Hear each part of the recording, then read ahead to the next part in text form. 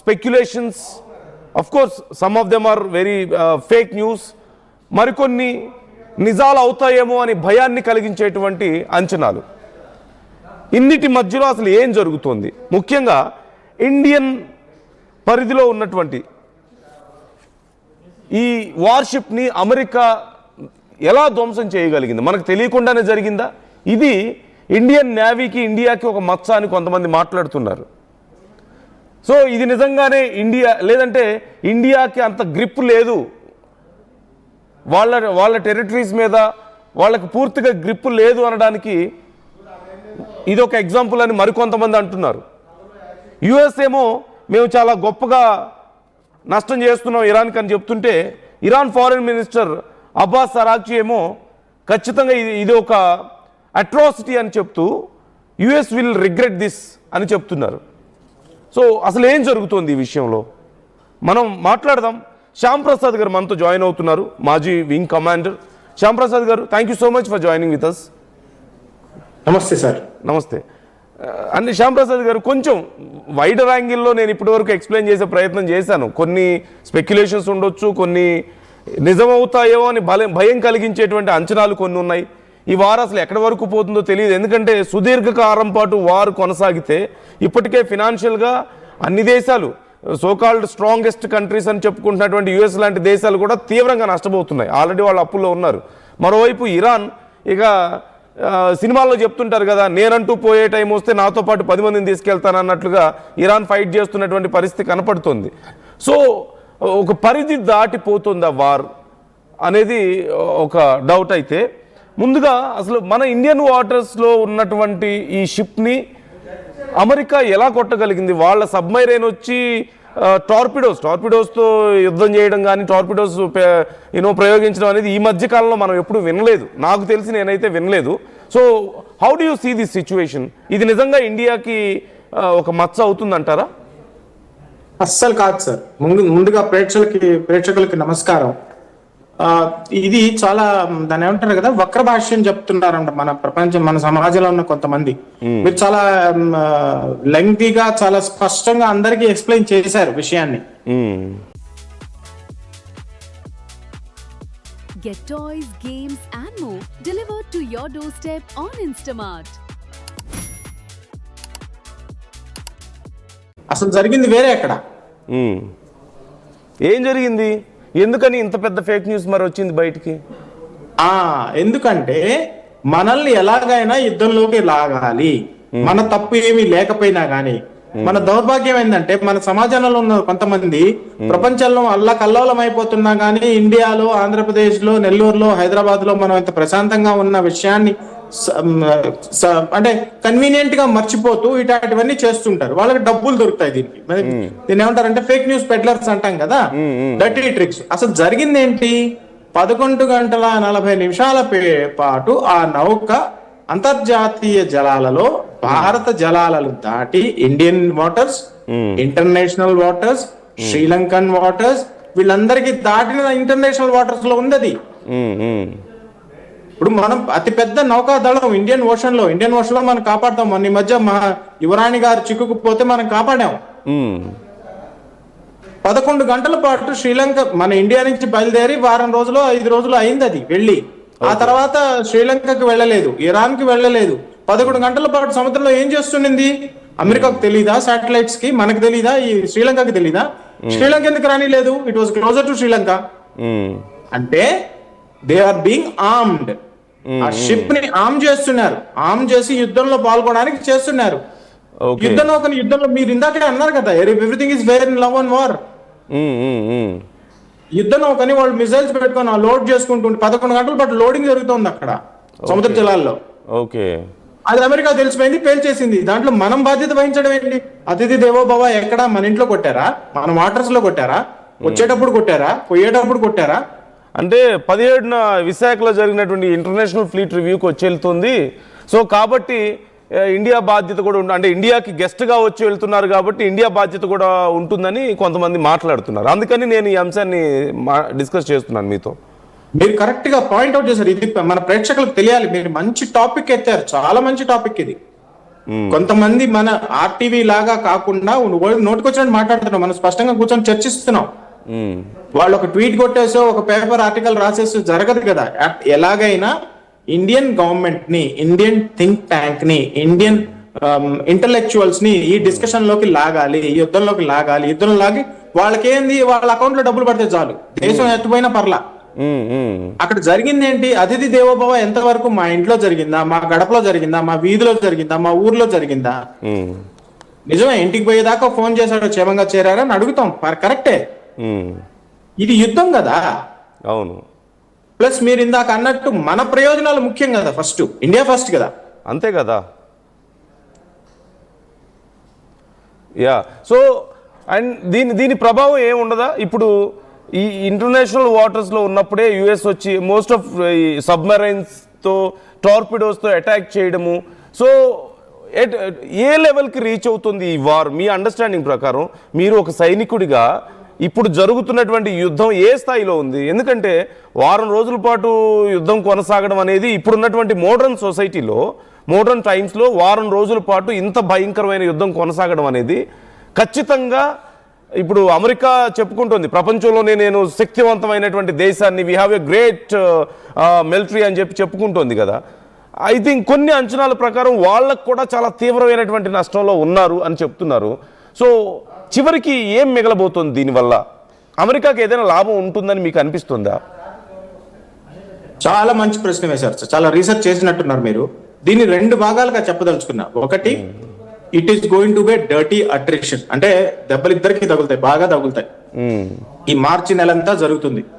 April మధ్యకి కొంచెం తగ్గచ్చు, దెబ్బలకు బాగా ఇద్దరికి బాగా దెబ్బలు జరుగుతాయి. అమెరికా స్థావరాలన్నీ దెబ్బతింటాయి. ఇరాన్ చాలా బాగా దెబ్బతింటుంది, అంటే చాలా ఎక్కువగా దెబ్బలు తింటుంది. Iran will be the loser. Iran ఈ యుద్ధం ఓడిపోవడం ఖాయం.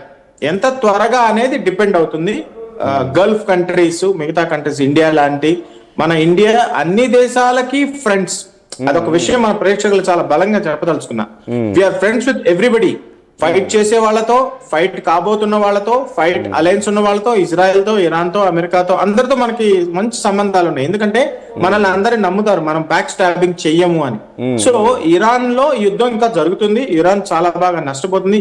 ఇరాన్ గల్ఫ్ దేశాల్లో అన్ని దేశాలకైనా ఎంత శక్తిమైన, సైనిక పరంగా చాలా శక్తిమైన దేశం అనేది ఎంత నిజమో, అమెరికా చేతిలో గెలవలేను అనేది కూడా అంతే నిజం. సో అంటే ఇక్కడ మొన్న ఇజ్రాయెల్ పర్యటన తర్వాత మోదీ ఇజ్రాయెల్ వెళ్ళడం, అక్కడ చాలా గొప్ప సత్కారాన్ని ఆయన అందుకోవడం, నెతన్యాహు కూడా చాలా గొప్పగా పొగడ్డం, ఇది జరిగిన ఒక 2-3 డేస్ తర్వాతే ఈ వార్ మొదలవడంతో ఇండియాకు తెలిసే జరిగిందని, లేదంటే ఈ మొత్తం స్ట్రాటజీలో ఏదో మన భాగం కూడా ఉందని, ఇలా రకరకాలుగా కొన్ని స్పెక్యులేషన్స్, చర్చలు జరుగుతున్నాయి. So how do you see this situation? అంటే అప్పటికే ప్లాన్ ప్రిపేర్ అయి ఉంది, బట్ ఆ తర్వాత ఈ జరిగింది ఒక కొంచెం డిలే చేశారు, ఈ మధ్యలో మీటింగ్ కోసమే డిలే చేశారు అంటున్నారు. Are you comfortable to talk all this కొంచెం పొలిటికల్ యాంగిల్లో కూడా? అరే డెఫినెట్ గా సార్, భలే మంచి వాడు. మన ప్రజలకు తెలియాలి సార్, మన యూత్ కి తెలియాలి. ప్లీజ్. ఇండియాకి డెఫినెట్ గా తెలుసు ఏం జరుగుతుందో, ఎందుకంటే మనం విశ్వగురం. అంటే డూ యూ బిలీవ్ ఇండియాని అడ్డు పెట్టుకో, అంటే ఇండియాని ఆ రోజు అప్పుడు ఆ చర్చల ద్వారా రష్యాని కొంచెం సైలెంట్ చేశారు ఈ విషయంలో. ఇప్పుడు అమెరికా రష్యా డైరెక్ట్గా మాట్లాడుకోలేవు ఇలాంటి విషయాల్లో, వాళ్ళకి ఆల్రెడీ గొడవలు ఉన్నాయి కాబట్టి అమెరికా ఇజ్రాయెల్ని వాడుకొని ఆ వేదికగా ఇండియాని అక్కడ పిలిపించి ఇండియా ద్వారా రష్యాని కొంత సైలెంట్ చేసింది. ఇటు ఇరాన్కి ఎప్పటి నుంచో రష్యా కొంత సపోర్ట్ ఇస్తూ వస్తుంది కాబట్టి చాలా విషయాల్లో. Do you see this equation? అదే జరిగిందా? అంటే అంత ఆ విధంగా కాదు కానీ సమ్వేర్ యు ఆర్ దేర్ అన్నమాట. అంటే మనల్ని అందరూ నమ్ముతారు, మనం విశ్వ గురువే కాకుండా విశ్వ మిత్రులం కూడా. మనం అందరికి యుక్రెయిన్ వార్ లో కూడా చెప్పాం, this is not the time for war అని. తర్వాత ఈ యుద్ధంలో కూడా చెప్పాం, యుద్ధంతో సమస్యలు తొలగిపోవు అని. కాబట్టి అన్ని పక్షాలు మనతో మాట్లాడదు. మనకేం చెప్పాం, స్పష్టంగా కూర్చొని SIT across the table and talk అని. అది ప్రతి దేశంగా మన స్ట్రాంగ్ గా ఈ మధ్య కాలంలో ప్రస్తుత ప్రధానమంత్రి గారు వచ్చినప్పటి నుంచి, ఈ ప్రభుత్వం వచ్చినప్పటి నుంచి గత 12 సంవత్సరాలుగా బలంగా మన వాయిస్ ని బయట వినిపించగలుగుతున్నాం. ఎలా బలంగా వినిపించగలుగుతున్నాం అంటే ఇంటర్నల్ గా మనం స్ట్రాంగ్ అయ్యాం కాబట్టి, ఇంటర్నల్ గా ఎకానమీ స్ట్రాంగ్ గా ఉంది, ఇన్ఫ్లేషన్ కంట్రోల్లో ఉంది కాబట్టి, ఆయిల్ సఫిషియెంట్ గా అవైలబుల్ గా ఉంది, అందరూ సుభిక్షంగా ఉంటున్నారు కాబట్టి మన బలం వల్ల వాళ్ళు మన మాట వినగలుగుతున్నారు. మన బలం ఏంటి? 140 కోట్ల ప్రజలు, శాంతి ప్రజలు. మనం ఎవరి మీద పోయి దాడి చేయం, ఎవరిల్లు పోయి లాక్కోం. వీళ్ళ సమస్య ఏంటంటే అమెరికా కూడా విస్తరణవాదమే, రష్యా కూడా విస్తరణవాదమే, ఇజ్రాయెల్ ఏంది అస్తిత్వ పోరాటం. Because they want to live. Israel is a very small country. అవును. సో ఇక్కడ నేను అంటే చివరిగా కొంచెం ఈ జియో పాలిటిక్స్ యాంగిల్లో ఒక ప్రశ్న అడిగిన తర్వాత నేను వార్ గురించి మనం మరింత డీప్గా డిస్కస్ చేద్దాం ఖచ్చితంగా. అంటే ఇప్పటికే భారతదేశానికి ఇప్పుడు ఈ ఆయిల్ ఇవన్నీ ఆగిపోతాయి, హర్మూజ్ జలసంధి మూసివేశారు, ఆయిల్ అక్కడి నుంచి ట్రాన్స్పోర్ట్ అవ్వదు కాబట్టి మనకు నష్టం జరుగుతుందని చెప్పేసి కొంత ప్యానిక్ అయినప్పటికీ as per the recent reviews ప్రకారం చూస్తే మనకేమి ఇబ్బంది లేదంటూ తెలిసింది. గ్యాస్కి కానీ ఆయిల్కి కానీ సమస్య లేదంట. అండ్ మనం సేఫ్గానే ఉన్నాం. ఈవెన్ దో మనకి స్టాక్స్ ఆల్రెడీ 74 days రన్ అవ్వడానికి, ఇబ్బంది లేకుండా రన్ అవ్వడానికి మనకి ప్రాపర్ స్టాక్స్ కూడా ఉన్నాయి కాబట్టి. సో అండ్ దాంతో పని లేకుండానే మనకి ఇప్పుడు సప్లై పరంగా కానీ ఈ రన్నింగ్కి కానీ ఏ సమస్య లేదు, మన మీద ఏ ఇంపాక్ట్ లేదంటూ కొన్ని సర్వేలు బయటకు వచ్చాయి. సో అది ఇట్స్ వెరీ క్లియర్. అంటే how do you see this? మనం ఎలా దీన్ని ఇంపాక్ట్ పడకుండా తప్పించుకోగలిగి ఉండొచ్చు అంటారు? చాలా మంచి ప్రశ్న వేశారు. ఇంతవరకు చబహార్ పోర్ట్ మీద అటాక్ ఎందుకు జరగలేదు? మీకు న్యూస్ లో రాలేదు, నాకు తెలీదు, లేటెస్ట్ మీకే తెలియాలి, నాకైతే తెలియలేదు. ఎందుకు చబహార్ పోర్ట్ ని ఇరాన్ ధ్వంసం చేయలేదు, ఇజ్రాయెల్ బాంబులు వేయలేదు, అమెరికా బాంబులు వేయలేదు? ఎందుకంటే చబహార్ పోర్ట్ లో ఇండియా డబ్బులు ఉన్నాయి కాబట్టి. ఓకే, ఇండియా డబ్బులు పెట్టింది కాబట్టి, డెవలప్ చేసింది కాబట్టి. ఎందుకు డెవలప్ చేసింది? ఇండియా కోసం డెవలప్ చేయాల, మొత్తం ఏషియా కోసం డెవలప్ చేసింది, మంచి కోసం డెవలప్ చేసింది. మన ఖర్చులు పెట్టుకుంటున్నాం, మన దగ్గర డబ్బులు లేకపోయినా గానీ. ఆఫ్ఘనిస్తాన్ లో కూడా మనం అదే చేసాం. ఆ విషయం అమెరికాకు తెలుసు, ఇరాన్ కి తెలుసు, ఇజ్రాయెల్ కి తెలుసు. దాని మీద బాంబులు పడలా. ఈ రోజు లేటెస్ట్ న్యూస్ ఏంటి? అమెరికా ఎగ్జంప్షన్ ఇచ్చింది మనకు, మీరు మీ రష్యా ఆయిల్ తీసుకోండి ఇంకో 30 రోజుల పాటు అని. అమెరికా మనకి ఆయిల్ డోర్ డెలివరీ చేస్తోంది. ఇజ్రాయెల్ 2 రోజుల ముందు మన ప్రధానమంత్రిని పిలిచి, సార్ ఇది సార్ నా వార్ ప్లాన్, దీంట్లో ఏమైనా మార్పులు చేర్పులు చేయాలా చెప్పండి సార్, మీ ప్రజలు ఏమైనా ఇరుక్కో ఉన్నారా, మీ స్టూడెంట్స్ ఏమైనా ఇరుక్కో ఉన్నారా, మీ నేవల్ అసెట్స్ ఏమైనా ఉన్నాయా, మీ అది సార్ దేశం అంటే. దేశం అంటే మట్టి కాదు, దేశం అంటే మనుషులు. ఖచ్చితంగా రైట్. ఒక్కసారి ఇరాన్లో ఉన్నటువంటి కండిషన్ గురించి మాట్లాడతా. అంటే నేను ఇంతకుముందు ఒక పదాన్ని ఉపయోగించాను, నేనంటూ పోయే టైం వస్తే నాతో పాటు 10 మందిని తీసుకెళ్తానన్న పంథాలో ఇప్పుడు ఇరాన్ ఉంది అనే మాట నేను ఉపయోగించాను. Do you think it's fair? నేను ఆ మాట సిచ్యువేషన్ అలాగే ఉందంటారా? Absolutely bang on. అండ్ ఇప్పుడు ఇరాన్ ఖచ్చితంగా ఇజ్రాయెల్ అండ్ అమెరికాతో పోల్చుకుంటే అంత బలమైన దేశం కాదు, కానీ they are able to continue this war.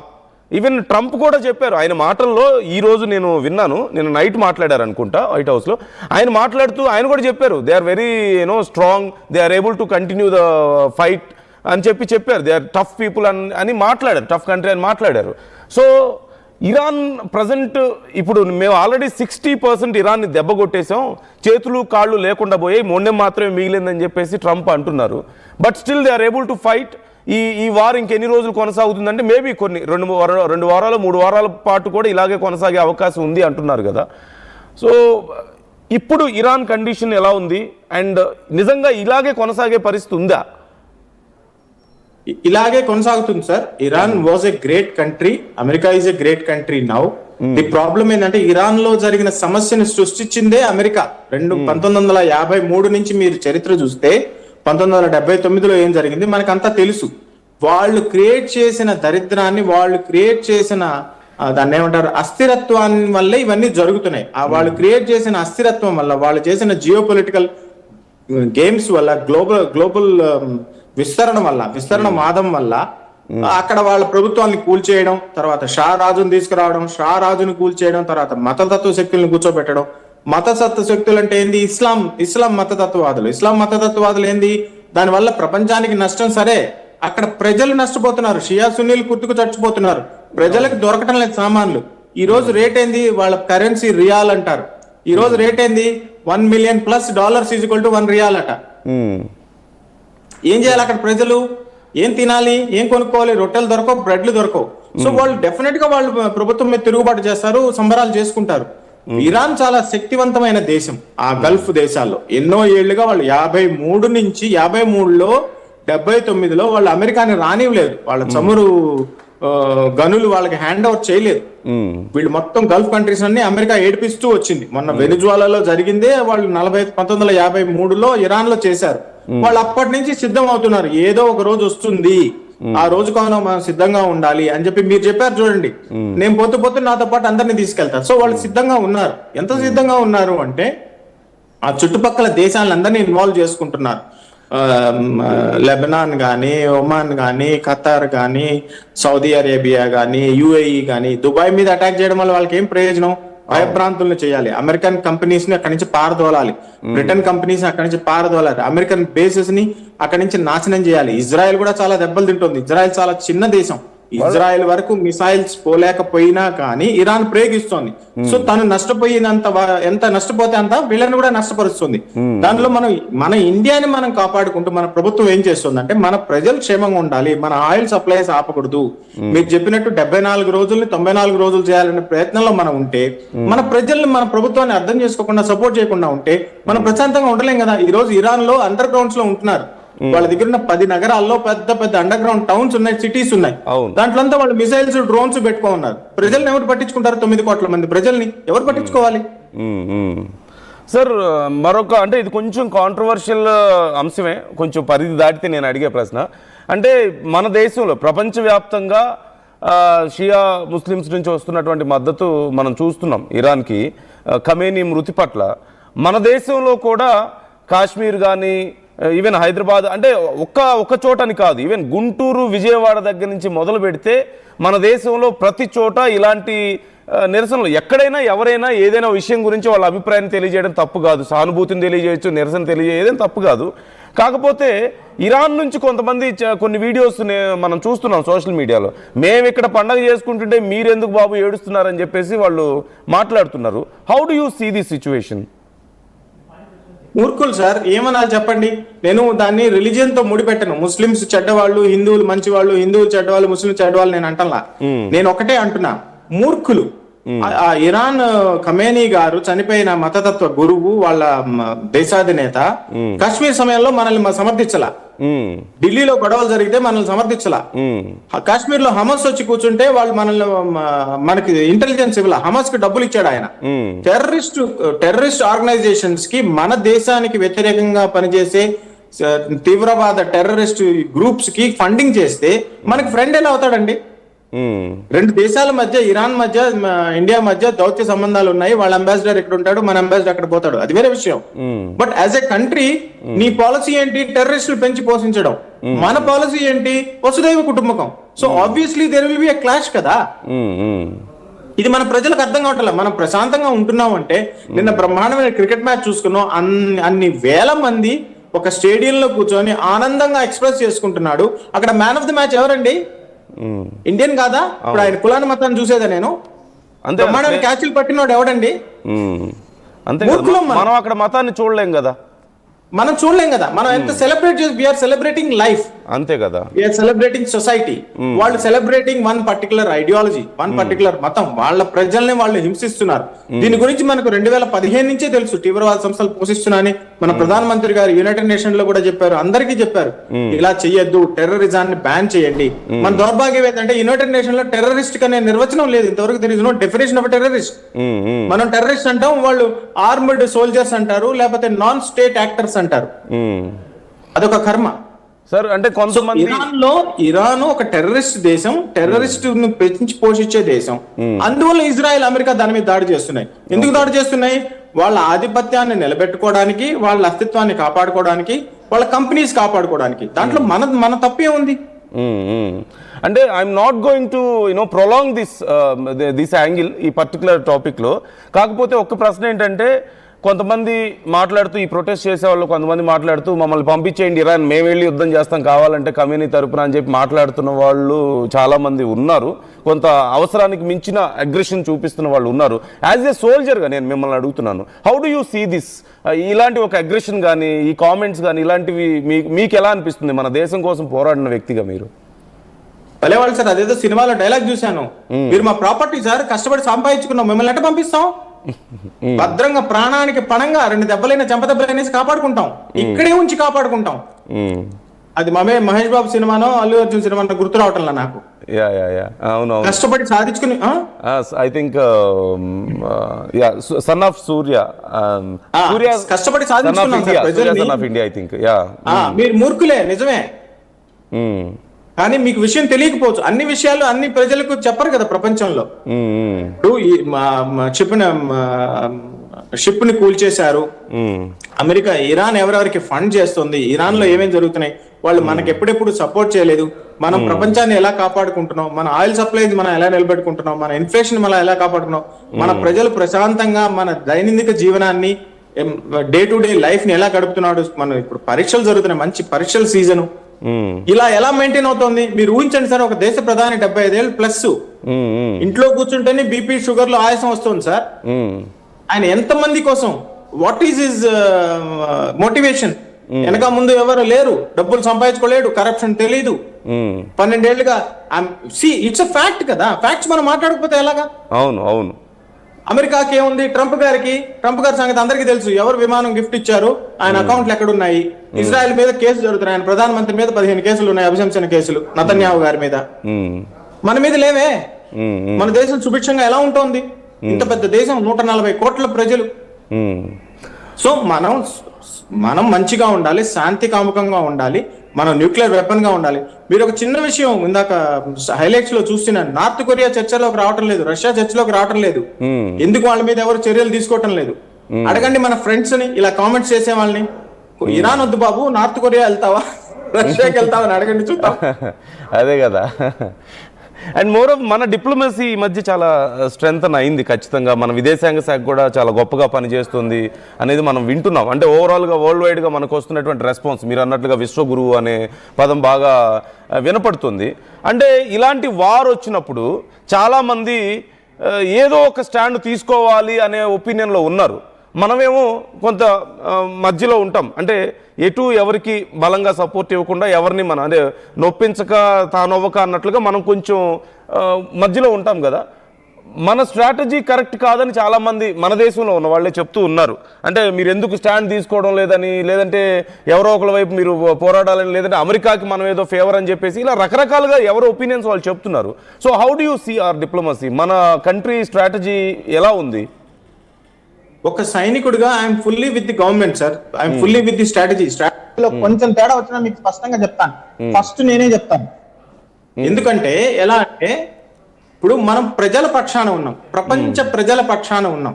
మనం అమెరికా పక్షాన లేవు, ఇరాన్ పక్షాన లేవు, ఇజ్రాయెల్ పక్షాన లేవు. ఇజ్రాయెల్ పాలస్తీనాకి ఒకే విమానంలో 2 చోట్ల వెళ్ళిన ఒకే ఒక్క మన ప్రధానమంత్రి సార్. పాలస్తీన్ వెళ్తే ఇజ్రాయెల్ విమానాలు, యుద్ధ విమానాలు ఎస్కాట్ ఇచ్చాయి. ఇజ్రాయెల్ కి వెళ్తుంటే అన్ని గల్ఫ్ దేశాలు కలిసి ఎస్కాట్ చేసాయని. ఈయనకేమన్నా అయితే ప్రపంచం కూలిపోతుంది అని చెప్పి మన మీద ఏదన్నా అటాక్ జరగాలని ఇన్ఫర్మేషన్ వచ్చినా గానీ రష్యన్ ప్రెసిడెంట్ స్వయంగా కలగజేసుకుంటాడు. పాకిస్తాన్ కి చెప్పా పెట్టకుండా వెళ్ళిపోతే పైనుంచి శాటిలైట్ కవర్ ఇస్తారు. ఎందుకని? Is a fair man. India is a fair country. మన రికార్డ్ మన కోసం, ఈ record speaks for our self కదా. మనం ఎవరి మీద దండెత్తలేదు. సరే 5,000 సంవత్సరాల క్రితం మేము లేవు సార్, మాకు తెలియదు కదా, లేటెస్ట్ గా చెప్పండి. లేటెస్ట్ గా చెప్తాం. 10 ఏళ్ళు, 20 ఏళ్ళు, 30 ఏళ్ళు, 40 ఏళ్ళు ఎవరి మీద దండెట్టలేదు. మన న్యూక్లియర్ ఏంటి?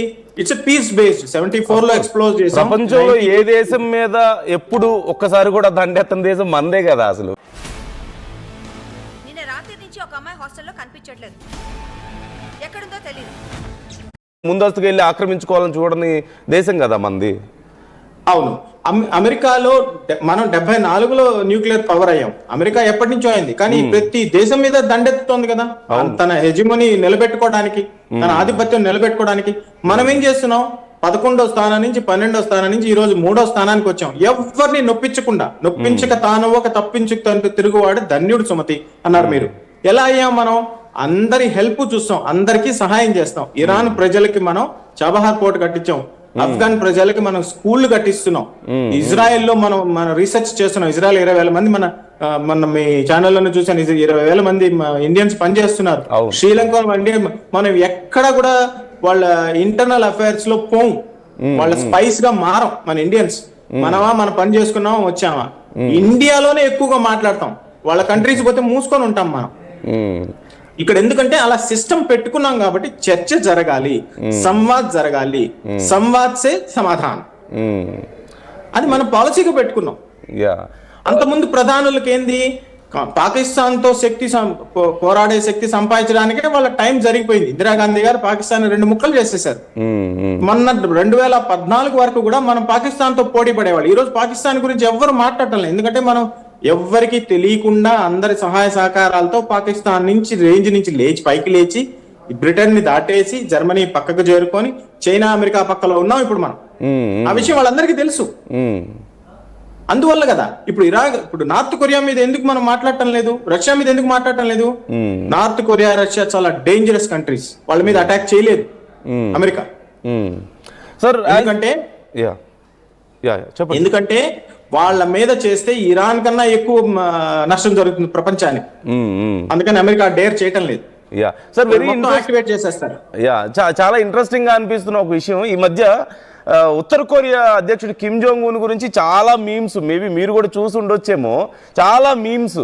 అంటే అతని గురించి నన్ను ఎవరు పిలవట్లేదు యుద్ధానికనో, లేదంటే ఇంత పీస్ నా వల్ల కావడం లేదు, అందరూ గొడవ పడుతున్నారనో. సరే, అవన్నీ మీమ్స్ జోక్సే అయినప్పటికీ కూడా గతంలో ఉత్తర కొరియాతో అమెరికా గిల్లి కజ్జాలు పెట్టుకున్నప్పటికీ ఇప్పుడు ఇరాన్ విషయంలో వ్యవహరించినట్లుగా కానీ, లేదంటే మొన్న మదురోని ఎత్తుకొచ్చినట్లుగా వాళ్ళ దేశంతో వ్యవహరించినట్లుగా కానీ, లేదంటే గ్రీన్లాండ్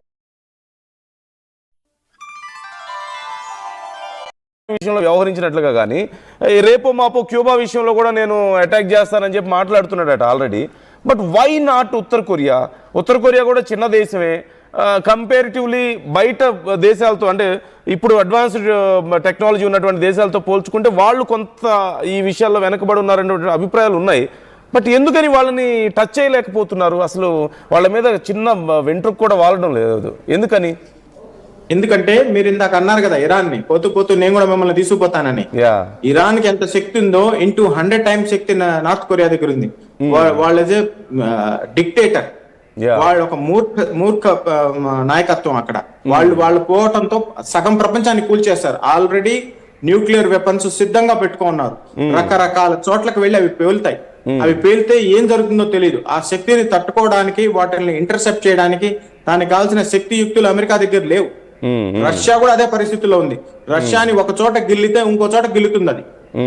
ఇరాన్ అలా చేయలేదు. ఇరాన్ అలా చేయబోతుండగా ఇరాన్ మీద ఈ అటాక్ కనీసం 15 ఏళ్ల ముందు జరగాల్సింది. ఓకే, వెనుజులాలో అయినట్టు అయిపోయిండేది, క్యూబాలో అంతకుముందు చేసినట్టు అయిపోయిండేది, లేదా ఇరాక్ లో జరిగినట్టు అయిపోయిండేది. ఇది ఆఫ్ఘనిస్తాన్ లో 20 ఏళ్ళు పట్టింది. ఇప్పుడు ఇరాన్ లో కూడా కనీసం 3-4 ఏళ్ళు పడుతుంది. రష్యా పక్కనున్న యుక్రెయిన్ ఏం చేయలేకపోతుంది 3 ఏళ్ల నుంచి. ఎవ్రీ కంట్రీ వాళ్ళ దేశాన్ని వాళ్ళు కాపాడుకోవడానికి, వాళ్ళ సార్వభౌమత్వాన్ని వాళ్ళు కాపాడుకోవడానికి మిలిటరీ పరంగా, ఆయుధ పరంగా, ఎకనామిక్ గా వాళ్ళు గ్రో అవుతున్నారు. మనము గ్రో అవ్వాలి. మనం ఇండియా గ్రో అయితే ఇప్పుడు నార్త్ కొరియాని ఎందుకు చేయలేకపోతున్నారు? వాళ్ళు ఎకనామిక్ గా వీక్ గా ఉన్నా గానీ న్యూక్లియర్ వెపన్స్ లో యాజ్ ఎ డిటరెంట్ గా మమ్మల్ని మీరు ఏమన్నా చేశారంటే మాతో పాటు సగం ప్రపంచాన్ని కూల్చేస్తాం అన్న భయం అమెరికా మీద పనిచేస్తోంది. Sorry to say this. Sir, అంటే యాజ్ ఎ సోల్జర్ ఇప్పుడు మీరు కూడా అన్నారు, ఉక్రెయిన్ రష్యా వార్ మనం చూసాం. ఇప్పుడు అమెరికా, ఇజ్రాయెల్ లాంటి శక్తివంతమైనటువంటి దేశాలు, ఇరాన్ కంపేరిటివ్లీ, అంటే అమెరికాతో పోల్చుకుంటే ఇరాన్ అంత శక్తివంతమైన దేశం కాదు. అందులోని ఇజ్రాయెల్ తోడు కూడా ఉంది. వీళ్ళ దగ్గర ఉన్నటువంటి అమ్యునేషన్ మోస్ట్ అడ్వాన్స్డ్. స్టిల్ ఇప్పుడు ఇన్ని రోజుల పాటు వీళ్ళు యుద్ధం చేయగలుగుతున్నారు. అక్కడ మొన్న ఉక్రెయిన్ వార్ కూడా మనం చూసాం రష్యాతో. అందరూ ఏమనుకున్నారు, రష్యా లాంటి స్ట్రాంగ్ కంట్రీ మొదలు పెడితే యుద్ధం ఎన్ని రోజులు, 4 రోజుల్లో అయిపోతుంది అనుకున్నారు. ఇప్పుడు ఈ యుద్ధం మొదలైనప్పుడు కూడా ఖమేనీ మృతి తర్వాత ఇంకా అయిపోయింది యుద్ధం అని చెప్పేసి అందరూ అనుకున్నారు. But surprisingly they are able to continue the war. So as a soldier, how do you understand the strategy? ఎలా ఇన్ని రోజుల పాటు వాళ్ళు యుద్ధాన్ని కొనసాగించగలుగుతున్నారు? ఈ స్ట్రాటజీని మీరు సింప్లిఫై చేసి మాకు చెప్పగలుగుతారా? అంటే ఆ శక్తి ఎక్కడి నుంచి వస్తుంది చిన్న చిన్న దేశాలకి, ఇంత పెద్ద శక్తిని ఎదుర్కొనే ఆ స్ట్రెంగ్త్? ఇరాన్ పాపులేషన్ 10 లక్షలు, వాళ్ళ సైన్యం 10 కోట్లు, వాళ్ళ సైన్యం 7 లక్షలు. వాళ్ళు 20 ఏళ్ల నుంచి 30 ఏళ్ల నుంచి యురేనియం పేరు కానీ, న్యూక్లియర్ పేరుతో కానీ వాళ్ళు యుద్ధానికి సన్నిహితంగా ఉన్నారు. డ్రోన్లు పెట్టుకున్నారు, మిసైల్స్ పెట్టుకున్నారు, విమానాలు పెట్టుకున్నారు, రాడార్ వ్యవస్థ పెట్టుకోంది, ఇంటర్సెప్టర్స్ పెట్టుకున్నారు, షిప్స్ పెట్టుకున్నారు, యు నేమ్ ఇట్. సోల్జర్స్ ఉన్నారు. అండర్ గ్రౌండ్ బంకర్స్ తయారు చేసుకున్నారు. వాళ్ళ దగ్గర 10 నగరాలు ఉన్నాయి. ప్రతి నగరంలో అండర్ గ్రౌండ్ కాలనీస్ ఉన్నాయి. అండర్ గ్రౌండ్ అంటే 2-3 ఫ్లోర్స్, మనం సెల్లార్ అంటాం కదా, సెల్లార్ కన్నా కింద దాంట్లో హార్డ్ అండ్ షెల్టర్స్ లో బాంబులు తట్టుకునే స్థితిలో వాళ్ళు ప్రిపేర్ అయి ఉన్నారు. అందుకే 20 ఏళ్ల క్రితం గనక ఈ దాడి గనక చేసుంటే ప్రపంచంలో టెర్రరిజం కొంచెం తగ్గేది. హిజ్బుల్లా గానీ, హమాస్ గానీ, అటు సైడ్ ఇంకా ఉన్నారు కదా ఐసిస్ వాళ్ళు గానీ ఉన్నారు రకరకాల మంది. వీళ్ళందరికీ హౌతీస్ గానీ వీళ్ళందరికీ ఆయుధ సరఫరా ఇరాన్ చేయకుండా ఉండేది. వీళ్ళు ఏం చేశారంటే ఇరాన్ కి ఆయిల్ అమ్ముకొని ఇచ్చారు. ఆయిల్ డబ్బులతో, చిన్న దేశం కదా, అంత డబ్బులు అవసరం లేదు. వాళ్ళు ఏం చేశారు, అవినీతి చేసుకున్నారు, కొంచెం డబ్బు వెనకేసుకున్నారు, మిగతా డబ్బులు టెర్రరిస్టులకు ఇచ్చారు. ప్రజల సంక్షేమం పట్టించుకోలేదు. ప్రజల సంక్షేమం పట్టించుకోలేకపోతే ఏంది, ఈ రోజు మార్పు వస్తుంది. ఈ రోజు ఈ ప్రభుత్వాన్ని కూల్చేస్తారు. రేపైనా మంచి జరగాలి. అమెరికా ఏం చేస్తుంది, అక్కడ పోయి అమెరికా ఆయిల్ వ్యవస్థనంతా స్వాధీనం చేసుకొని వాళ్ళ కంట్రీని వాళ్ళకి ఇచ్చేస్తుంది. వాళ్ళు అక్కడ ఉన్న ప్రజలు అంతకుముందు షా రాజు చేసిన పనే చెయ్యాలి. ఆయిల్ జాతీయం చేసేస్తాం, ఆయిల్ మేము ఎవరికి అమ్మము, మా ప్రయోజనాలకే మేము అమ్ముకుంటాం. సౌదీ అరేబియా ఏం చెప్తోంది, ఇండియాకు మేము ఆయిల్ ఇస్తాం. రష్యా ఏం చెప్తోంది, ఇండియాకు మేము ఆయిల్ ఇస్తాం. ఇజ్రాయెల్ ఏం చెప్తోంది, మీరు అటాక్ జరగకముందే మేము చెప్తాం, మీ అసెట్స్ కాపాడుకోండి. ఎందుకని, మనం ఆ శక్తిని వాడుకుంటాం. With enormous power comes enormous responsibility. America తన ఆధిపత్యం బలం చూపిస్తోంది. మనం శాంతితో, మన తెలివితేటలతో, మన మంచితనంతో మనం చూపిస్తున్నాం. మనం ఇలా బతకాలి అంటే మన ప్రేక్షకులకి ఈ విషయం అర్థం కావాలి. సార్ అంటే ఇప్పుడు 2 రకాలు సార్ ఇక్కడ. ఒకటి, యుద్ధం చేస్తున్న వాళ్ళు ఎవరైతే యుద్ధం మొదలు పెట్టారో, యుద్ధం చేస్తున్నారో వాళ్ళకి ఏ లాభం వస్తుంది యుద్ధం వల్ల. రెండోది, ఎవరితో అయితే యుద్ధం చేస్తున్నారో వాళ్ళు అఫ్కోర్స్ నష్టపోతున్నారు అనేది ఒకటైతే, they are trying to provoke the people inside the country. మీరు రండి, మీ స్వేచ్ఛ కోసమే మేము ఇదంతా చేస్తున్నామని చెప్పి ట్రంప్ అలాగే నెతన్యాహు ప్రకటిస్తూ వస్తున్నారు. ఇరాన్ ప్రజల్ని డైరెక్ట్గా వాళ్ళకి చెప్పే ప్రయత్నం చేస్తున్నారు. Do you think this is good time for Iran people? ఇది అంటే ఖమేనీ పోవడం కానీ, అక్కడ ఈ ఇస్లామిక్ రిజిమ్కి వీక్ అయిపోవడం కానీ, ఇవంతా కూడా ఇరాన్ ప్రజలకి మంచి చేసే విషయం అని మీరు అనుకుంటున్నారా? వాళ్ళు అక్కడ పండగ చేసుకుంటున్నారు, they are enjoying this time కదా. How do you see this sir? అంతే కదా సార్, ఇప్పటి వరకు మనకు తెలిసిన లెక్కల ప్రకారం 4,000 మంది ప్రాణాలు కోల్పోయారు. దాదాపు 1,000 మంది, 10,000, 15,000 మంది గాయపడ్డారు. అక్కడ ఉన్న 10 కోట్ల జనాభాలో వాళ్ళు గనక ఆ ప్రభుత్వం మీద ఒత్తిడి తెస్తే, తొందరగా వార్ ముగిస్తే మిగతా వాళ్ళు బాగుపడతారు. వాళ్ళ స్కూళ్లు తెరుచుకుంటాయి, వాళ్ళ వ్యాపారాలు తెరుచుకుంటాయి, వాళ్ళ బిజినెస్, వాళ్ళ పనులకు they will go to their normal day to day life. ఈ యుద్ధం కొనసాగుతూ ఉండింది అనుకో, అక్కడ ప్రభుత్వంలో ఎంతమంది ఉంటారు సార్, మిలిటరీలో ఎంతమంది ఉంటారు సార్, న్యాయం నిర్ణయించే వాళ్ళు మహా అయితే 20,000 మంది ఉంటారు, లేకపోతే 15,000 మంది, లేకపోతే 10,000 మంది ఉంటారు. ఆ 10,000 మంది మీద మిగతా ప్రజలు ప్రెషర్ చేసి ఇంకా చాలు ఆపండి, మిగతా ప్రజలను పని చేసుకుని మిగతా 10 పట్టణాల్లో ఉన్న ప్రజలు క్షేమంగా ఉండనివ్వండి అనే ప్రెషర్ చేయడానికి ప్రపంచ దేశాలు వాళ్ళ ప్రజల్ని మోటివేట్ చేయడానికి చేస్తున్నాయి. ఇది it's all part of the war. అంటే సరే, ఇది చూస్తే, సెకండ్ యాంగిల్లో చూస్తే ఎవరైతే యుద్ధం చేస్తున్నారో వాళ్ళకి లాభం ఏంటి అన్నప్పుడు, ఇప్పుడు అమెరికాకి ఆల్రెడీ ఒక ఐ థింక్ 38 ట్రిలియన్స్ డెట్ ఉంది సార్.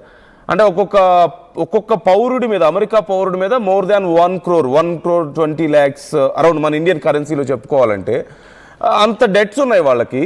ఇప్పుడు ఈ వార్ వల్ల చాలా హ్యూజ్ డెట్ పెరిగే అవకాశం ఉంది, చాలా హ్యూజ్ లాసెస్లోకి వెళ్ళే వాళ్ళ రిజర్వ్స్ అన్ని అయిపోయే కండిషన్ కనిపిస్తుంది.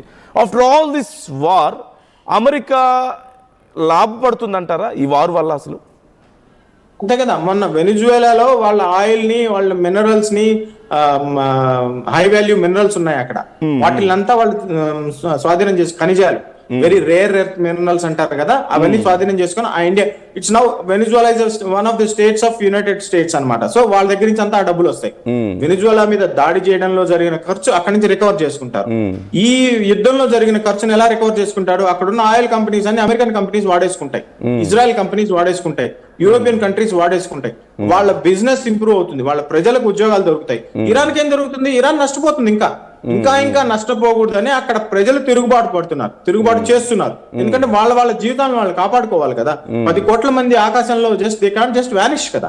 సో అమెరికాకి ఏం బెనిఫిట్ జరుగుతుంది? వాళ్ళు చేసిన ప్రతి యుద్ధం తర్వాత అక్కడ ఉన్న ఆస్తుల్ని వాళ్ళు కాపాడుకుంటారు, ఆస్తుల్ని స్వాధీనం చేసుకుంటారు, పెరుగుతుంటారు. మీరు అన్నారు ఇంత డెప్ట్ ఉన్నా గానీ, ఇంత అప్పు ఉన్నా గానీ ఎలా బతుకుతోంది అంటే అప్పు చేయడం, యుద్ధం చేయడం, రికవర్ చేసుకోవడం, యుద్ధం చేయడం, ఈఎంఐల ద్వారాలో ఆ కంపెనీల నుంచి వాళ్ళు సంపాదించుకోవడం. ఆయిల్, వెనిజువేలా ఆయిల్ వాళ్ళు క్యాప్చర్ చేశారు, ఇప్పుడు ఇరాన్ ఆయిల్ క్యాప్చర్ చేసేస్తారు. సార్ ఒక్క మాటలో అంటే ఇది చాలా జనరల్ క్వశ్చన్ అడుగుతున్నాను నేను. అపార్ట్ ఫ్రమ్ వార్, జనరల్గా బలం ఉన్నోడిదే అధికారం అన్న పరిస్థితి అయిపోయింది. అంటే మనం లాస్ ఉన్నాయి, మనకి ఇంటర్నేషనల్ లాస్ ఉన్నాయి, మన దేశాల్లో ఇండివిజువల్గా ప్రజాస్వామ్యాలు లాస్ ఉన్నాయి కదా. సో అమెరికా అనే ఒక బలవంతుడికి, ఒక మాటలో కండకావరం ఉన్నవాడికి ఈ లాస్ ఏమి పనిచేయవా సార్? ఎందుకంటే గ్రీన్లాండ్ మీద వెళ్ళి గ్రీన్లాండ్ నాది అంటాడు, నికోలస్ మదురో లాంటి ఒక దేశ అధ్యక్షుడిని ఎత్తుకొచ్చేస్తాడు, ఇంకో దేశ అధ్యక్షుడి మీద మిజైల్స్ వేసి లేపేస్తాడు, ఆ దేశం మొత్తాన్ని నేను చేస్తానంటాడు, రేపో మాపో క్యూబా అంటున్నాడు, అంతకుముందేమో ఉత్తర కొరియా అన్నాడు. ఇలా గతంలో జరిగినటువంటి దేశాలు మనం చూస్తూనే ఉన్నాము, సిరియా దగ్గర నుంచి, ఇరాక్ దగ్గర నుంచి మొదలు పెడితే లిబియా దగ్గర నుంచి. సరే, సో ఇలా లాస్ ఏమి ఉండవా సార్ వీళ్ళకి? ఇవేం వర్కౌట్ అవ్వవా? బలం ఉన్నోడిని ఎవడు ఏం చేయలేడా? ఇవన్నీ చెప్పుకోవడానికేనా all these laws and everything? Excellent point sir. ఎలా వాళ్ళ వాళ్ళ వాళ్ళ వాళ్ళ మాట ఎలా నెగ్గుతోంది? యునైటెడ్ నేషన్స్ సెక్యూరిటీ కౌన్సిల్ లో మనకు ప్లేస్ లేదు. ఆ 5 దేశాల్లో, చైనా, అమెరికా, రష్యా వాళ్ళ దేశాల్లో వాళ్ళకి వీటో హక్కు ఉంది. వాళ్ళ మీద ఏ శక్తులు పనిచేయటం. యునైటెడ్ నేషన్స్ అంటే ఏంది? కరెన్సీని బ్లాక్ చేసేయడం, బ్యాంక్ ఖాతాలు స్తంభింపజేయడం, విమానాలను ఆపేయడం, రిక్రూట్మెంట్ చేయకుండా పోవడం. ఈ పవర్స్ ఎవరి దగ్గర లేవు. మనం ఎప్పటి నుంచి చెప్తున్నాం? 40 ఏళ్ల నుంచి. మనం చేసిన తప్పేంది? యునైటెడ్ నేషన్స్ సెక్యూరిటీ కౌన్సిల్ లో వీటో పవర్ ఉన్న స్థానం మీరు తీసుకోండి రా బాబు అంటే మనం పోయి చైనాకి ఇచ్చేసాం. చైనాకి ఇవ్వండి అని. అది మనం చేసిన ఘోరమైన తప్పు. అప్పటి నుంచి కూడా we are trying to retrieve the situation where we should be sitting in a global high table where we will be put our voice. If వాళ్ళ మాట గాన వినకపోతే మనం మన రూల్ అప్లై చేస్తాం. ఏం రూల్స్ అప్లై చేస్తాం? వసుదైవ కుటుంబం రూల్స్ అప్లై చేస్తాం. Rules based order. అమెరికా చేసింది 150% తప్పు. వేరే దేశంలోకి వెళ్ళి అమెరికా ఒక దేశాధినేతను తీసుకొచ్చి జైల్లో పెట్టడం ఏంది? వేరే దేశం మీద అటాక్ చేసి ఆ దేశాధ్యక్షుడిని చంపడం ఏంది? ఇవన్నీ టెర్రరిస్టులు చేసే పనులు. As a country you are supporting terrorism and you are not going by the united international laws అన్నమాట. అలా చేపించాలి, అమెరికా చేత అలా చేపించాలి, రష్యా చేత అలా చేపించాలి అంటే మనం అక్కడ కూర్చోవాలి గ్లోబల్ హై టేబుల్ లో. ఇండియా గానీ, బ్రెజిల్ గానీ, సౌత్ ఆఫ్రికా గానీ అక్కడ కూర్చోవాలి. అది చేయకుండా వీళ్ళు అడ్డపడుతున్నారు. మనం అక్కడికి చేరాలంటే ఎలా చేరాలి? ఇంకా ఎకనామిక్ గా శక్తివంతం అవ్వాలి. మనం ఇప్పుడు నంబర్ 3 లో ఉన్నాం. నంబర్ 2, నంబర్ 1 కి రావాలి. అదే కదా మన టార్గెట్, వికసిత్ భారత్ బై 2047. అప్పుడు మన మాట వింటారు. డబ్బున్నోడిదే రాజ్యం అయినా, బలం ఉన్నోడిదే రాజ్యం అయినా మనం బలాన్ని చాలా జాగ్రత్తగా వాడుకుంటాం. With enormous power comes enormous responsibility. America ఏం చేస్తుంది? ఆ పవర్ ని మిస్యూజ్ చేస్తుంది. మిస్యూజ్ చేసి ఎవరన్నా ఏదన్నా అంటే వాళ్ళని పట్టించుకోవటం లేదు. అంతేలేండి. అండ్ ఇప్పుడు ఈ వార్, మీ అంచనా ప్రకారం ఈ వార్ ఇంకెన్ని రోజుల పాటు కొనసాగే అవకాశం ఉంటుంది సార్? అంటే ఆయా దేశాల స్ట్రెంగ్త్ ఇప్పటికే తగ్గిపోతుంది. అఫ్కోర్స్ ట్రంప్ చెప్పినట్లుగా 60% స్ట్రెంగ్త్ తగ్గిపోయింది ఆల్రెడీ. ఇరాన్ది ఏదో కొన ప్రాణంతో ఉంది అని చెప్తున్నారు కదా.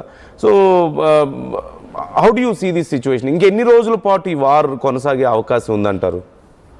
ఇప్పుడు వార్ పర్ సే ఏప్రిల్ కల్లా అయిపోతుంది సార్. యుద్ధం అనేది ఆగిపోతుంది ఏప్రిల్ కల్లా. కానీ అక్కడ ప్రజలు తమ దైనందిక జీవనాన్ని సామాన్యంగా గడపడానికి చాలా ఏళ్లు పట్టచ్చు. ఒక్కసారి ఊహించండి సార్, చిన్న పిల్లలు 160 మంది చనిపోయారు. వాళ్ళ స్కూళ్ళ పరిస్థితి ఏంటి? అక్కడ పక్కనున్న బిల్డింగ్ మీద బాంబే రా బాబు అంటే స్కూల్ మీద పోయి వేసి వస్తుంది. ఏం అగ్రరాజ్యం నీ కర్మ కాకపోతే? నీ ఇంటెలిజెన్స్ ఏముంది? వాళ్ళు రన్వే మీద విమానం పెయింట్ వేసుకుంటే దాని మీద నువ్వు బాంబులు వేస్తాయి. ఆ పెయింటింగ్ ఖర్చు ఏమో 10 రూపాయలు, నువ్వు వేసిన బాంబు ఖర్చు 10,000. ఈ దరిద్రం అంతా సాగాలి, స్టెబిలైజ్ అవ్వాలంటే ఏళ్లు పూళ్లు పడతాయి. సార్ ఇంకొకటి, ఇప్పుడు ఈ వార్ని ఫినిష్ చేసే ఉద్దేశం లేదా, లేకపోతే చేయలేకపోతున్నారు అనుకోవాలా అమెరికా, ఇజ్రాయెల్ కలిసి? ఎందుకంటే చాలామంది అంచనా ప్రకారం ఇరాన్ లాంటి దేశాన్ని అమెరికా నిజంగా అంటే ఫుల్ ఫ్లెడ్జ్డ్గా అన్లీష్ అయితే సింగిల్ నైట్లో మొత్తం సెటిల్ చేసేయగలుగుతుంది అన్న అభిప్రాయాలు చాలా ఉన్నాయి. అలా చేయకుండా కంటిన్యూ చేస్తున్నారా ఏదైనా స్ట్రాటజిక్గా, లేదంటే చేయలేకపోతున్నారా? బ్రహ్మాండంగా అడిగారు. చేయలేకపోవడం కాదు, చేయడం ఇష్టం లేదు. దాన్ని ఎంత ప్రొలాంగ్ చేసుకుంటే వాళ్ళ కంపెనీస్ అంత ఉపయోగం.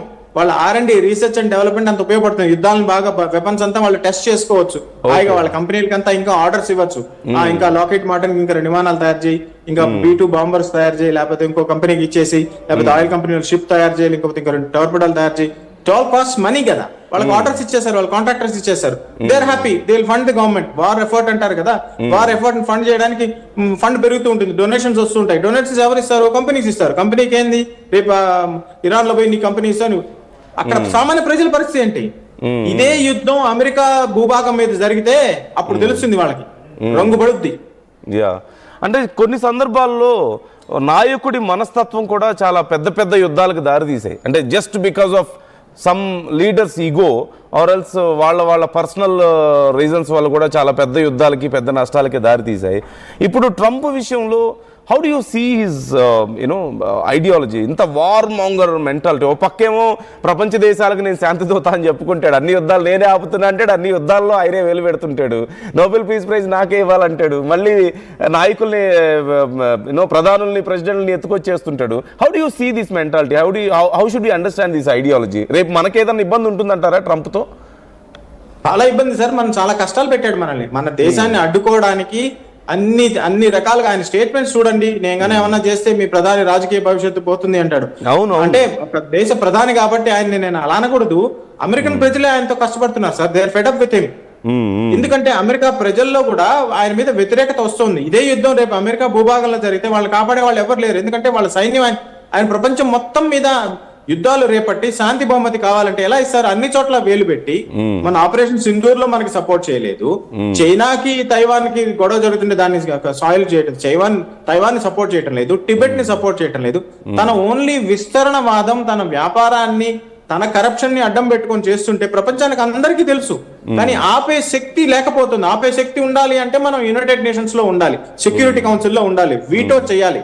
అన్ని దేశాలు కలిసి అలయన్స్ గా ఏర్పడి హిట్లర్ని ఎలా ఎదుర్కొన్నారు, ముసోలిని ఎలా ఎదుర్కొన్నారు, అలా ఎదుర్కోవాలి. అలా ఎదుర్కోవాలంటే ఇండియా ఉండాలి. ఇండియా ఉండాలి అంటే మన ప్రభుత్వాన్ని సపోర్ట్ చేయాలి, మన R&Dని, మనం ఇస్రోని సపోర్ట్ చేసుకోవాలి, మన డిఫెన్స్ సెక్టర్ని సపోర్ట్ చేసుకోవాలి, మన వ్యాపారాలు బ్రహ్మాండంగా సాగాలి, మీలాంటి RTV లాంటి బ్రహ్మాండమైన వ్యవస్థ ఇంకా ఎత్తుకు ఎదగాలి.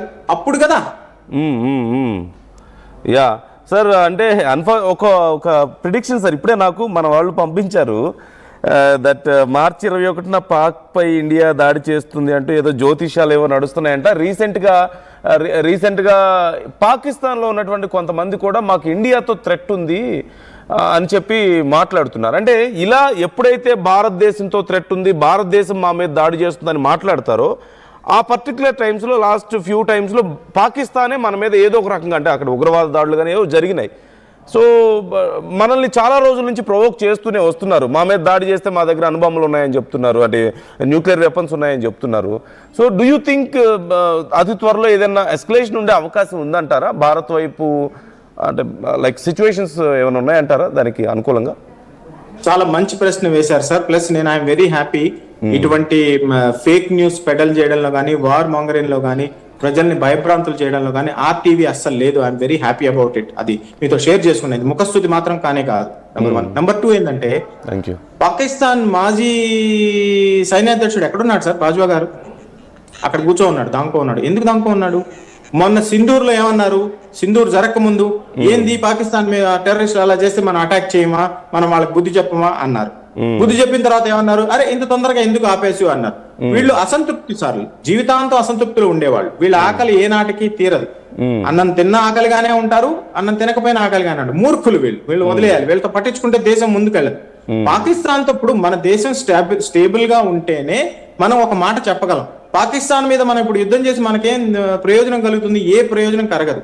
మన ప్రయోజనాలు ఏంటి? కాశ్మీర్ ప్రశాంతంగా ఉండాలి, మన పాకిస్తాన్ ఆక్యుపై చేసిన కాశ్మీర్ మనకు తిరిగి ఇచ్చేయాలి, మన ఇక్కడ చైనా డోక్లాం లో గానీ, మిగతా చోట కానీ, లడాక్ లో గానీ మనల్ని ఏడిపించకూడదు, మా బోర్డర్స్ సురక్షితంగా ఉండాలి, బంగ్లాదేశ్ నుంచి అనవసరంగా మనుషుల్ని బెంగాల్లోకి పంపించకూడదు, బంగ్లాదేశ్ నుంచి ఒక మనిషి వచ్చి ఉద్యోగం తీసుకుపోతే బెంగాల్లో ఉన్న ఒక మనిషి ఉద్యోగం పోతుంది ఆబ్వియస్లీ. సో కాశ్మీర్ ప్రశాంతంగా ఉండాలి, మన బోర్డర్స్ ప్రశాంతంగా ఉండాలి, మనం గట్టి కట్టడి చేసుకుంటాం. వాళ్ళు అక్కడన్నా వేషాలు వేసారనుకోండి, బుద్ధి చెప్తాం. అంతేగాని మనకు వి హావ్ నెవర్ ఇంటెన్షన్, మనకి ఎప్పుడు మనం ఎవరి మీద కూడా అటాక్ చేయలేదు. అది ఊరికే వాళ్ళ కంపెనీలు వాళ్ళ వ్యవహారాలు, ఇన్స్టాగ్రామ్ లో వ్యూవర్స్ పెంచుకోవడానికి చేసే పనులు ఇవన్నీ. అంతే అంటారా? యా సార్, మరొకటి, ఇప్పుడున్న పరిస్థితుల్లో మరిన్ని దేశాలు యుద్ధంలో జాయిన్ అయ్యే అవకాశాలు ఉన్నాయంటారా? అంటే చాలామంది ఇదేదో మూడో ప్రపంచ యుద్ధానికి దారి తీస్తుందని, లేదంటే న్యూక్లియర్ వెపన్స్ కూడా యూజ్ చేస్తారేమో అతి త్వరలో అని రకరకాల కొన్ని స్పెక్యులేషన్స్ అవ్వచ్చు, కొన్ని అంచనాలు అని చెప్పి కొంతమంది అంటున్నారు. So how do you see this sir? మరిన్ని దేశాలు నిజంగా జాయిన్ అవుద్దా? ఇది పెద్దదా అయ్యే అవకాశం ఉందంటారా? ఆల్రెడీ జాయిన్ అయి ఉన్నాయి కదా అలయన్స్, ఇజ్రాయెల్ అలయన్స్ లో. అమెరికాకి అన్ని దేశాలు సపోర్ట్ చేస్తున్నాయి, గల్ఫ్ దేశాలన్నీ అమెరికాకి ఇజ్రాయెల్కి సపోర్ట్ చేస్తున్నాయి, అన్ని కంట్రీస్ సపోర్ట్ చేస్తున్నాయి. వాళ్ళ భూభాగాన్ని ఇస్తున్నాయి, నౌకల్ని ఇస్తున్నాయి, రిఫ్యూలింగ్ ఫెసిలిటీస్ ఇస్తున్నాయి, సైనికుల్ని ఇస్తున్నారు. చైనా, రష్యా ఇరాన్ కి రాడార్లు, యుద్ధ విమానాలు ఇస్తోంది. పాకిస్తాన్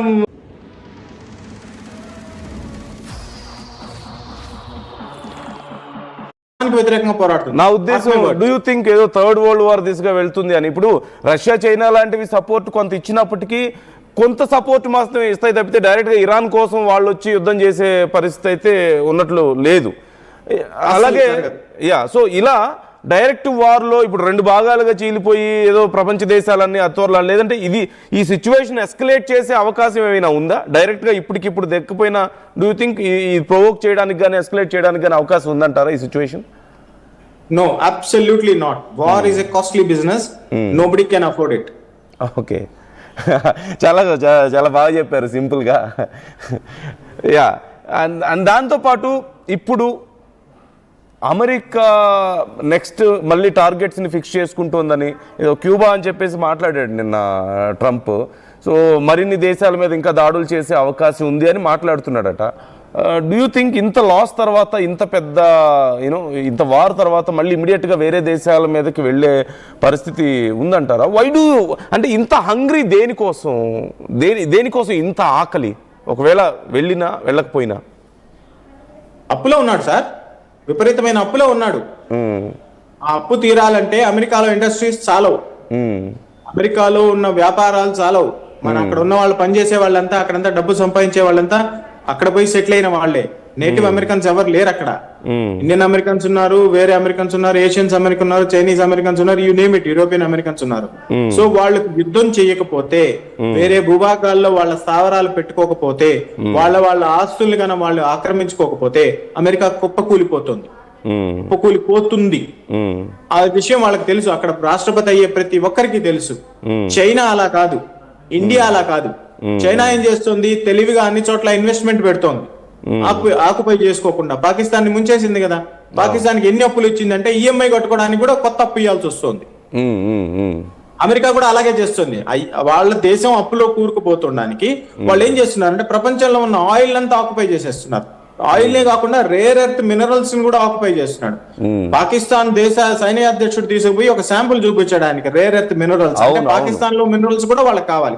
అవన్నీ తవ్వుకొని వాళ్ళ కంపెనీలు ఎక్స్పోర్ట్ చేసుకుంటారు, ఆ డబ్బులతో అప్పు తీరుతుంది. వీళ్ళు యుద్ధాలు చేయడం కానీ ఆపేస్తే అమెరికా ఈ వ్యవస్థ తట్టుకోలేదు. ఎందుకంటే వాళ్ళు అక్కడ పనిచేసే వాళ్ళు లేదు, ప్రొడక్టివిటీ ఆగిపోయింది. వచ్చే 20-30 ఏళ్లలో వాళ్ళు they have to come down. ఎందుకంటే చైనా ఉంది, చైనా తర్వాత ఇండియా ఉంది. ఇండియా అలా కాదు, స్వయం సమృద్ధిగా ఎదుగుతోంది. ప్లస్ డెమోగ్రాఫిక్ డివిడెంట్ ఉంది మన దగ్గర. మన వాళ్ళు కష్టపడతారు, కష్టంగా సంపాదిస్తారు. అందుకే చిన్నగా ఎదుగుతున్నాం. ఏ దేశాన్ని ఆక్యుపై చేసుకోకుండా, ఎవరిని ధ్వంసం చేయకుండా, వాళ్ళల్లో వాళ్ళకి ఇంటర్నల్ డిస్కార్డ్ తేకుండా మనం ఎదుగుతున్నాం. అమెరికా అలా చేయలేదు. సార్ ఓకే, మనం ఇప్పుడు ఇరాన్ అమెరికా వార్ గురించి కొంత మాట్లాడుకున్నాం. ఒక్కసారి పాకిస్తాన్ గురించి నేను మాట్లాడతాను సార్. ఎక్కడో ఒక చిన్న బాధ చాలా మందిలో ఏంటంటే, పాకిస్తాన్ చాలా మాక్ చేసింది వాళ్ళ క్రికెట్ ప్లేయర్స్ దగ్గర నుంచి మొదలు పెడితే అందరూ 6-0 అని చెప్పి అప్పుడు మాక్ చేయడం కానీ, యుద్ధానికి సంబంధించిన విషయాల్లో ట్రంప్ మాట్లాడినా సరే భారత్ తిరిగి గట్టిగా మాట్లాడకపోవడం కానీ, అంటే నేనే యుద్ధం ఆపానని చెప్పినా కానీ మనం ఏం మాట్లాడలేదు. అండ్ ఇంకా చాలా విషయాలు ఇన్వాల్వ్ అయినా మనం కొన్ని విషయాల్లో మాట్లాడలేదు. పాకిస్తాన్ ఎక్కడో అంటే ఇది మన దేశంలో ఉన్నవాళ్ళు కొంతమంది చేస్తున్నటువంటి ఒక ప్రోపగాండానా? పాకిస్తాన్ ఒక సైకలాజికల్ గేమ్లో కొన్నిసార్లు ఏదో నెగ్గుతున్నట్లు కనపడడానికి కారణం ఏంటంటారు? చాలా డీప్ ప్రశ్న వేశారు మీరు. నేను దీన్ని జాగ్రత్తగా మాట్లాడాలి మీరు, ఎందుకంటే మీ దగ్గర చాలా స్టఫ్ ఉంది. మా ఇండియా పాకిస్తాన్ యుద్ధాన్ని ప్రెసిడెంట్ ట్రంప్ గారు ఆపారు కదా, ఇండియా యుద్ధాన్ని. మరి తమరి యుద్ధాన్ని తమరు ఎందుకు ఆపుకోలేకపోతున్నారు సార్? 7వ రోజు ఈ రోజు ఇరాన్ లో. It is your war, you and Israel are fighting. No, మీరు మీ యుద్ధాన్ని ఎందుకు ఆపుకోలేకపోతున్నారు? So it is fake news. జనాల్ని గుమ్రా చేయడానికి, జనాల్ని తప్పుదోవ పట్టించడానికి ఆయన ఇచ్చే ప్రయోగాలు. యాజ్ ఏ దేశాధ్యక్షుడిగా ఆయనకు ఆ హక్కు ఉంది. జనాలకి రాంగ్ న్యూస్ ఇచ్చేస్తాడు, పాకిస్తాన్ సపోర్ట్ గా మాట్లాడతాడు, ఇండియాకి వ్యతిరేకంగా మాట్లాడతాడు.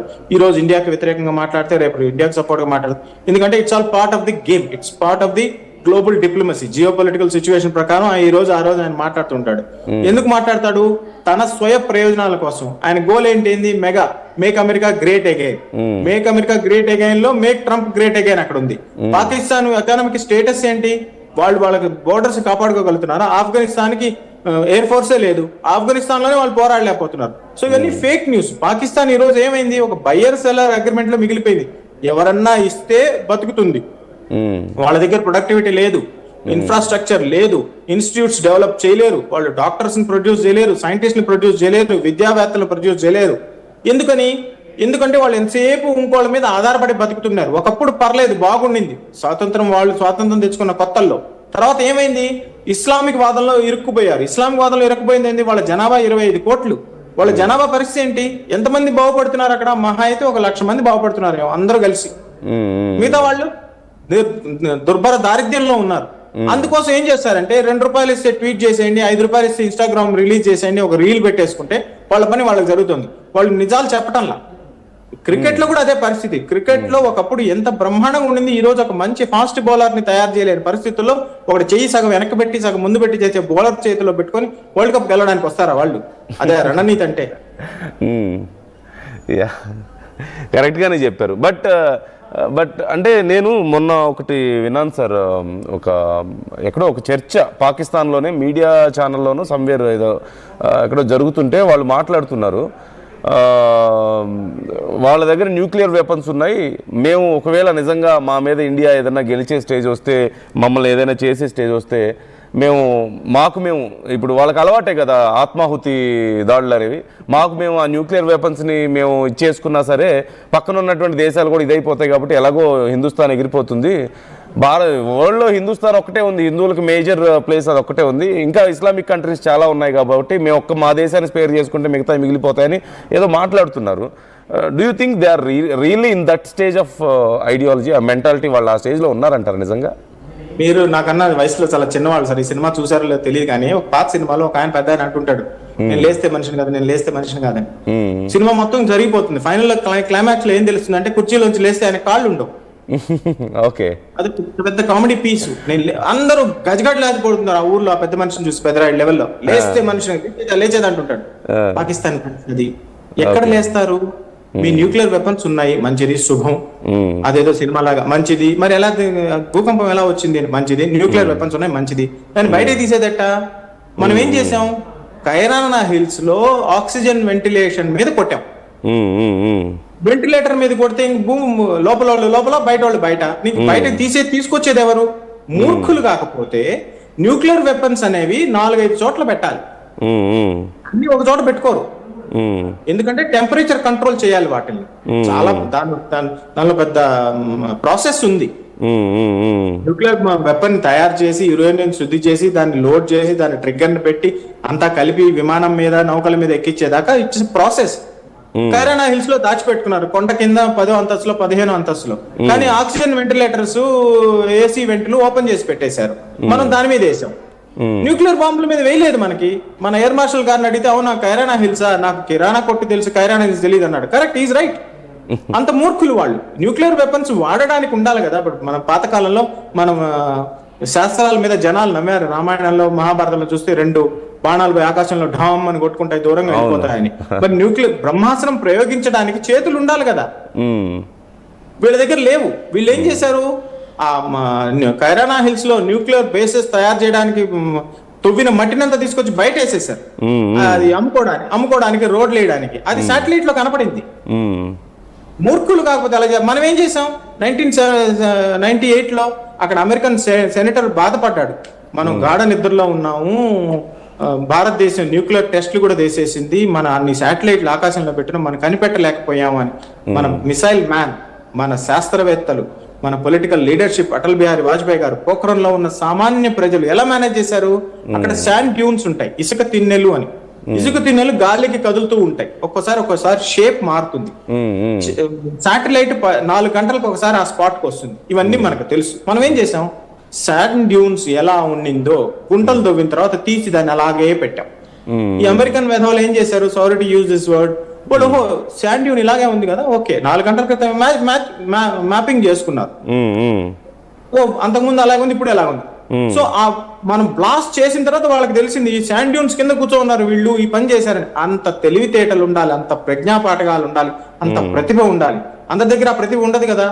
కాబట్టి ఏంది, America super power, super sensors ఏం చేస్తుంది, ఇరాన్ వాళ్ళు రన్వే మీద పెయింట్ చేసిన హెలికాప్టర్ల మీద, యుద్ధ విమానాల మీద బాంబులు వేసుకుంటుంది. సార్ అంటే it's not easy. Yeah sir, ఇప్పుడు ఒక విషయం, మీరు యాజ్ ఏ సోల్జర్గా మీరు ఈ విషయాలని కొంచెం మేబీ మీకు కొంచెం సిల్లీగా అనిపించవచ్చేమో, బట్ కాకపోతే ప్రజలు కొంతమంది ఇలాంటి విషయాల్లో నమ్మకాలు ఉంటాయి కాబట్టి నేను అడుగుతున్నాను. యాజ్ ఏ సోల్జర్గా మీ రెస్పాన్స్ ఈ విషయాల్లో అవసరం ఉందని అడుగుతున్నాను. కొంతమంది జ్యోతిష్యులు చెప్తున్నారట మార్చి 21న పాకిస్తాన్ ఇండియా యుద్ధం ఏదో జరుగుతుందని, దాడులు జరుగుతాయని చెప్పేసి పాకిస్తాన్ మీద ఇండియా వార్ చేస్తుందని చెప్పేసి మాట్లాడుతున్నారట. చాలా ఇప్పుడు అవి బాగా సర్క్యులేట్ అవుతున్నాయి.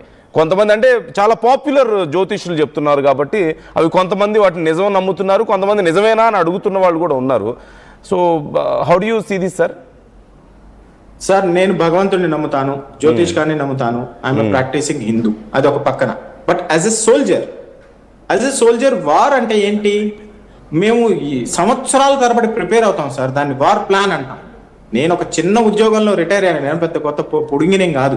ఇప్పుడున్న సిడిఎస్ కానీ, ఇప్పుడున్న దేశాధిపతులు కానీ, రక్షణ మంత్రి కానీ, ప్రధానమంత్రి కానీ ఏళ్ల తరబడి మనం వార్ డాక్టరీని తయారు చేస్తాం సార్. నేషనల్ పాలసీ, కాశ్మీర్ లో పాకిస్తాన్ మనల్ని ఏమైనా కష్టపెడితే మనం ఎంత దెబ్బ కొట్టాలి, మన చెంప మీద కొడితే వాళ్ళ చెంప మీద కొడతామా, లేకపోతే వెనక్కి తోసేస్తామా, లేకపోతే చెయ్యి చేస్తామా, కాలు ఇది ఒక స్ట్రాటజీ అంట.